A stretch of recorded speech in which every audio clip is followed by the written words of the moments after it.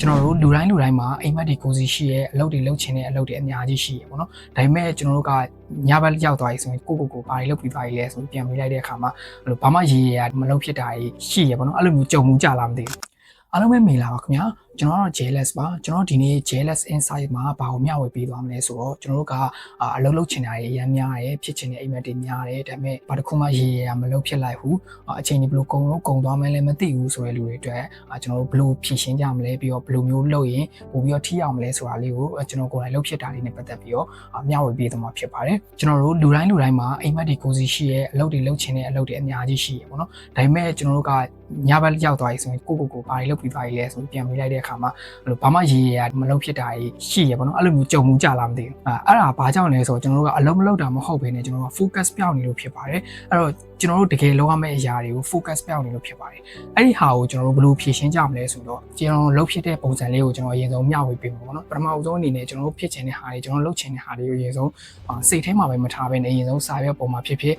ဖုန်းနှုတ်ထဲမှာဖြစ်ပေါ့နော်အဲ့လိုမျိုးချရေးလိုက်ပါချရေးပြီးသွားပြီဆိုရင်အဲ့ဒီကနေပြီးတော့မှနံပါတ်1အချက်အနေနဲ့ကျတော့ဘယ်ဟာလေးအရင်ဆုံးကျွန်တော်တို့စလုပ်နေပေါ့နော်ကျွန်တော်ကတော့ start small ဆိုတာနဲ့အရင်စလုပ်တယ်ပေါ့နော်ကျွန်တော်တေးသေးလေးနဲ့စပြီးလုပ်ဖြစ်မဲ့အရာတွေပေါ့ကျွန်တော်လုပ်ဖြစ်ခဲ့ရတဲ့ပတ်သက်ပြီးတော့မျှဝေပေးရမယ်ဆိုရင်ဥပမာအနေနဲ့ကျွန်တော်ရဲ့ JLS Music Distribution အတွက်ဆိုရင်ကျွန်တော် website တစ်ခုဖန်တီးခြင်းတယ် Okay အဲ့ website ကိုမှကျွန်တော်ဘယ်လိုလုပ်မှာလဲဥပမာကိုယ်တိုင် coding နဲ့ရေးမှာလားဒါမှမဟုတ် website ကတေးလေးလားwebsite အကြီးလုပ်ချင်တာလားလူဘယ်နှယောက်ကို service ပေးချင်တာလဲအဲ့ဒါကိုပြန်ပြီးတော့စဉ်းစားရမယ်ပေါ့နော်စဉ်းစားပြီးတော့ဆိုရင် website ကတည်တယ်လူအများကြီးကို service ပေးရမျိုးလည်းမဟုတ်ဘဲနဲ့ information website မျိုးတွေဆိုရင်တော့အခုကမှ AI နဲ့ရှိရော AI နဲ့ coding နဲ့ရေးခိုင်းလို့ရတယ်ဒါမှမဟုတ်ရင်လည်းကိုယ်တိုင် website နဲ့ပတ်သက်တဲ့ဟာတွေကိုလေ့လာပြီးတော့မှကိုယ်တိုင်လုပ်လို့ရတယ်ပေါ့နော်ကိုယ်တိုင် coding နဲ့ရေးတာမျိုးလုပ်လို့ရတယ်ကျွန်တော်လုပ်ခဲ့တာကြတော့အရင်ဆုံးကျွန်တော်လုပ်ချင်တဲ့ service ကကြီးတဲ့အတွက်ကြောင့်မလို့ကျွန်တော်လုပ်ချင်တဲ့ဟာတွေကိုလုပ်ပေးနိုင်တဲ့လူအရင်ရှားရတယ်ပေါ့နော်လူဆိုတာတဲ့အဓိကတော့ company ဖြစ်အဖွဲ့အစည်းဖြစ်ပေါ့နော်အရင်ဆုံးကျွန်တော်အဲ့ဒါကိုရှာပြတယ်ရှာပြပြီးတော့ကျွန်တော်ဘယ် domain နဲ့လုပ်မှာလဲပေါ့နော်တကယ်ကျတော့ website ကလုပ်မယ်ဆိုရင်အဲ့ထဲမှာကျွန်တော်လုပ်ချင်တာတွေအများကြီးပေါ့နော်အဲ့ဒါတွေအကုန်လုံးကိုဒါစဉ်းစားမယ်ဆိုရင်ခေါင်းတွေပူဆူလာပြီးတော့ဘာလုပ်ရမှန်းမသိဘူးဖြစ်သွားမှာပေါ့ဒါပေမဲ့အဲ့လိုမျိုးမဟုတ်ဘဲနဲ့အဲ့ဒီကနေပြီးတော့မှဘာလေးတွေရင်စားလုပ်လို့ရမလဲပေါ့နော်ကျွန်တော်တို့အရင်ဆုံး start small ဆိုတဲ့အတိုင်းပဲတိလေးရန်နေပြီးတော့စားလုပ်သွားဖို့လိုတယ်ပေါ့အရင်ဆုံးကျွန်တော်တို့ကကိုလုပ်ချင်တဲ့ website အမျိုးအစားကိုစဉ်းစားမယ်ပြီးသွားပြီဆိုရင်ကိုယ်တိုင် coding ရေးမှာလားဒါမှမဟုတ်တခြားတကယ်ကျွမ်းကျင်တဲ့လူတွေစီကို service app မှာလားကျွန်တော်ကကြတော့ဘာကိုရွေးချယ်ခဲ့လဲဆိုတော့ကျွန်တော်ကိုယ်တိုင်လုပ်ရင်ကျွန်တော်လုပ်ချင်တဲ့ websiteပုံစံမျိုးဖြစ်ဖို့ဆိုရင်ကိုယ်တိုင်သာလေ့လာပြီးတော့လုပ်မယ်ဆို9နှစ်10နှစ်လောက်ကြာသွားနိုင်တယ်အဲ့တော့ကျွန်တော်က9နှစ်10နှစ်အတွေ့အကြုံရှိရဲ့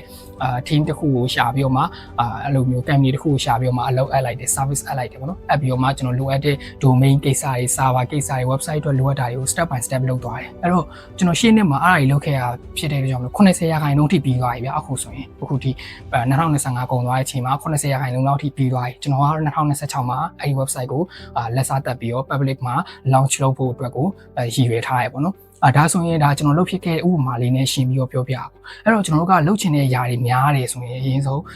းချရေးလိုက်ပါပြီးရင်အဲ့ဒီကနေပြီးတော့မှသေးလေးຢာနေပြီးတော့စလုပ်သွားပါပေါ့နော်အဲ့လိုမျိုးလုပ်ပြီးတော့ကျွန်တော်တို့ဖြည့်ရှင်းလို့ရပါတယ်နောက်ထပ်တစ်ခုအနေနဲ့ကကြတော့ကျွန်တော်တို့ကကိုသိကျင်တဲ့ဟာတွေကိုလေ့လာကျင်တဲ့ဟာတွေများသွားတဲ့အခါရှိရပေါ့နော်ကျွန်တော်တို့သိကျင်တဲ့ຢာတွေကျွန်တော်လေ့လာကျင်တဲ့ຢာတွေအဲ့လိုမျိုးအများများတဲ့အခါကျရင်ဘယ်လိုလုပ်အောင်မလဲဥပမာဆိုရင်ကျွန်တော်တို့က video editing လေးလေ့လာကျင်တယ်နော်စာလဲပို့ဖတ်ဖြစ်ကျင်တယ်ဆိုရင်ကျွန်တော်တို့ဒီဘာတွေအရင်စလုပ်လို့ရမလဲဥပမာစာဖတ်မယ်ဆိုရင်ကျွန်တော်တို့ကတရက်ကို9မျက်နှာဖြစ်ဖြစ်10မျက်နှာဖြစ်ဖြစ်အဲ့လိုမျိုးစပြီးတော့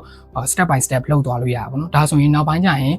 စာအုပ်တောက်ဖတ်ဖို့ရအတွက်ကုတော့ကအရင်ကြီးမှခက်ခဲတော့ဘောနော်ကျွန်တော်ရှင်းဗီဒီယိုမှာပြောခဲ့သလိုပဲအလေးချင်းကောင်းတွေကိုစပြီးတော့တိစောက်တဲ့အခါမှာခက်ခဲတယ်ဒါပေမဲ့အဲ့ဒီဟာတွေကလုံရင်းနဲ့သူ့အတူအရှင်ရလာတဲ့အခါကျရင်ကျွန်တော်တို့ကသူ့အတူ daily routine ထဲမှာလေပတ်သွားပါဘောနော်အရင်ကြီးမှခက်ခဲတော့အဲ့တော့ကျွန်တော်တို့ကအဲ့လိုမျိုးလုပ်လို့ရတယ်နောက်ထပ်တစ်မျိုးအနေနဲ့ကျွန်တော်တို့ဘာလုပ်လို့ရသေးလဲဆိုတော့ကျွန်တော်တို့ရဲ့ဒီ